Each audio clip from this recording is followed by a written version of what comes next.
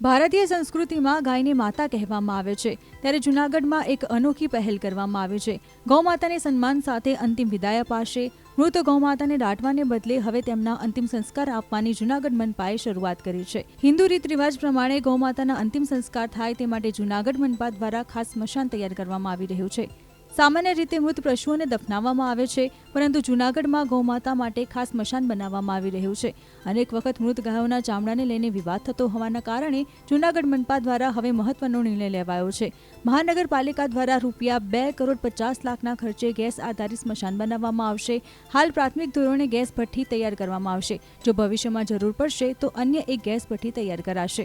ગાય માતાઓ કે જે મૃત્યુ પામે છે, જ્યારે આવા પ્રાણીઓ મૃત્યુ પામે છે ત્યારે નિકાલની કોઈ વ્યવસ્થા ન હોવાથી લોકોની લાગણી દુભાતી હોય, જેને ધ્યાને લઈ અને જૂનાગઢ મહાનગરપાલિકા દ્વારા ગુજરાત સરકારશ્રીની સ્વર્ણિમ જયંતિ મુખ્યમંત્રી શહેરી વિકાસ યોજનાની ગ્રાન્ટમાંથી ₹2,50 કરોડના ખર્ચે ડેડ એનિમલ ક્રેમેશનની કામગીરી હાલ છેલ્લા 4 મહિનાથી ચાલુ છે અને આગામી 31 માર્ચ સુધીમાં આ એનિમલ ક્રેમેશન કાર્યરત થઈ જશે.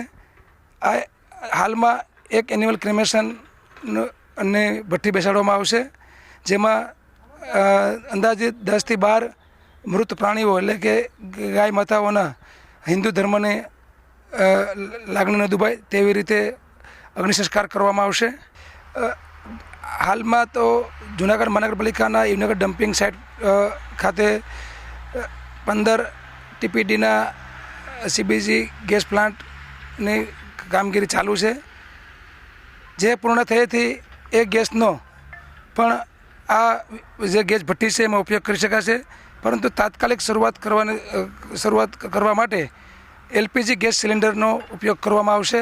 ભવિષ્યમાં જૂનાગઢ મહાનગરપાલિકાના જે કચરો છે એટલે કે વેસ્ટ છે તેમાંથી જ જે ગેસ ઉત્પન્ન થવાનો છે તે ગેસમાંથી જ આ ભઠ્ઠીઓને ઓપરેટ કરવામાં આવશે અને જેથી જે મૃત પ્રાણીઓના નિકાલ માટે ઓપરેશન અને મેન્ટેનન્સનો ખર્ચ છે એ બચાવી શકાય. ઉલ્લેખનીય છે કે LPG ગેસ દ્વારા મનપાની ડમ્પિંગ સાઇટ પર ગૌમાતાના અગ્નિ સંસ્કાર કરાશે. આવનારા દિવસોમાં અહીંના કચરામાંથી ગેસ ઉત્પન્ન કરી આ ગેસ ભઠ્ઠીમાં ઉપયોગ લેવામાં આવશે. મહત્વનું છે કે એક ગૌમાતાના અંતિમ સંસ્કાર માટે ₹3,000નો ખર્ચ થાય છે. જૂનાગઢ મહાનગરપાલિકા દ્વારા કરાયેલા આ પ્રયાસ રાજ્ય સહિત દેશભરમાં કરવામાં આવે તેવી લોકમાંગ ઉઠવા પામી હતી. ભારતીય સંસ્કૃતિમાં ગાયને માતા કહેવામાં આવે છે, ત્યારે જૂનાગઢમાં એક અનોખી પહેલ કરવામાં આવી છે. ગૌમાતાને સન્માન સાથે અંતિમ વિદાય અપાશે. મૃત ગૌમાતાને દાટવાને બદલે હવે તેમના અંતિમ સંસ્કાર આપવાની જૂનાગઢ મનપાએ શરૂઆત કરી છે. હિન્દુ રીત રિવાજ પ્રમાણે ગૌમાતાના અંતિમ સંસ્કાર થાય તે માટે જૂનાગઢ મનપા દ્વારા ખાસ સ્મશાન તૈયાર કરવામાં આવી રહ્યું છે. સામાન્ય રીતે મૃત પશુઓને દફનાવવામાં આવે છે, પરંતુ જૂનાગઢમાં ગૌમાતા માટે ખાસ સ્મશાન બનાવવામાં આવી રહ્યું છે. અનેક વખત મૃત ગાયોના ચામડાને લઈને વિવાદ થતો હોવાના કારણે જૂનાગઢ મનપા દ્વારા હવે મહત્વનો નિર્ણય લેવાયો છે. મહાનગરપાલિકા દ્વારા ₹2,50,00,000 ખર્ચે ગેસ આધારિત સ્મશાન બનાવવામાં આવશે. હાલ પ્રાથમિક ધોરણે ગેસ ભઠ્ઠી તૈયાર કરવામાં આવશે. જો ભવિષ્યમાં જરૂર પડશે તો અન્ય એક ગેસ ભઠ્ઠી તૈયાર કરાશે. ગાય માતાઓ કે જે મૃત્યુ પામે છે, જ્યારે આવા પ્રાણીઓ મૃત્યુ પામે છે ત્યારે નિકાલની કોઈ વ્યવસ્થા ન હોવાથી લોકોની લાગણી દુભાતી હોય, જેને ધ્યાને લઈ અને જૂનાગઢ મહાનગરપાલિકા દ્વારા ગુજરાત સરકારશ્રીની સ્વર્ણિમ જયંતિ મુખ્યમંત્રી શહેરી વિકાસ યોજનાની ગ્રાન્ટમાંથી ₹2,50 કરોડના ખર્ચે ડેડ એનિમલ ક્રેમેશનની કામગીરી હાલ છેલ્લા 4 મહિનાથી ચાલુ છે અને આગામી 31 માર્ચ સુધીમાં આ એનિમલ ક્રેમેશન કાર્યરત થઈ જશે.